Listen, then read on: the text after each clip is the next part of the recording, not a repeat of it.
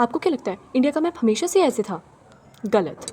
1947 में इंडिया आज़ाद तो हुआ, लेकिन वो 562 टुकड़ों में डिवाइडेड था, और उसके बाद जो हुआ उससे पूरा मैप बदला। 1947 में जब इंडियन इंडिपेंडेंस हुई तब इंडिया दो पार्ट्स में डिवाइडेड था, ब्रिटिश इंडिया में और प्रिंसली स्टेट्स में। प्रिंसली स्टेट्स मतलब ऐसे रीजन जहाँ राजा महाराजा का रूल होता था। इंडिपेंडेंस के बाद इन्हीं राजाओं को चॉइस मिली थी कि या तो वो इंडिया को ज्वाइन कर ले या पाकिस्तान को, या फिर इंडिपेंडेंट रहें। अब ये ना इतना सिंपल नहीं है कि हम सोच रहे हैं कि भाई चॉइस मिली थी कुछ भी चूज़ कर लो। अब खुद ही सोचो, ऐसे 562 प्रिंसली स्टेट्स से अगर सभी अलग हो जाते तो इंडिया बचता ही कैसे?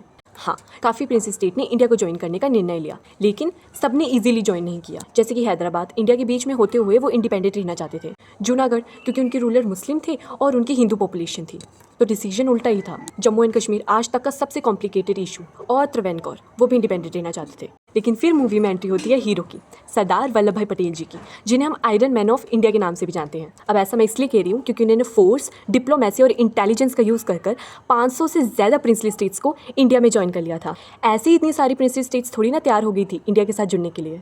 जस्ट इमेजिन उनकी बिना इंडिया का मैप कितना डिफरेंट होता आज, हमारी भारत माता कैसे ही दिख रही होती। लेकिन स्टोरी यहीं ख़त्म नहीं हुई। लोग पूछने लगे कि हमारी लैंग्वेज, हमारी आइडेंटिटी का क्या, और एक आदमी ने अपनी जान दे दी सिर्फ एक स्टेट के लिए। पोटी श्रीरामुलु, ये वो आदमी थी जिन्होंने 56 दिन तक फास्ट रखा, सिर्फ इसलिए कि तेलुगु लोगों को एक अलग स्टेट मिले। उनकी डेथ के बाद पूरे देश में प्रोटेस्ट आ गया। फिर एक चिंगारी आने लगी स्टेट्स की मांग के लिए। क्या इंडिया के मिनिस्टर्स चाहते थे कि स्टेट्स बने? वो नहीं चाहते थे, क्योंकि रिसेंटली पार्टीशन में इतने क्राइसिस देखने के बाद उन्हें लगा कि अगर अलग अलग लैंग्वेजेस के बेस पर अलग अलग स्टेट्स बन गई तो क्राइसिस और बढ़ जाएंगे, पर अफेक्ट आ सकता है। तो क्या स्टेट्स नहीं बने? बिल्कुल बने। प्रोटेस्ट इतना बढ़ गया था कि 1953 में आंध्र प्रदेश पहला लिंग्विस्टिक स्टेट बना। फिर उसके बाद स्टेट रीऑर्गेनाइजेशन एक्ट आ गया 1956 में, और उसके बाद धीरे धीरे धीरे कर स्टेट्स बनते गए, डिफरेंट आइडेंटिटी, लैंग्वेज और कल्चर के बेस पर। जैसे कि 1960 में महाराष्ट्र एंड गुजरात अलग हुए, और 1966 में पंजाब स्प्लिट हुआ और हरियाणा बना। इनमें से कुछ जगह एक ही थी, लेकिन वो आगे स्प्लिट होकर स्टेट्स बनी। एग्जाम्पल के तौर पर पंजाब में पंजाबी बोली जाती है, उनका कल्चर अलग है,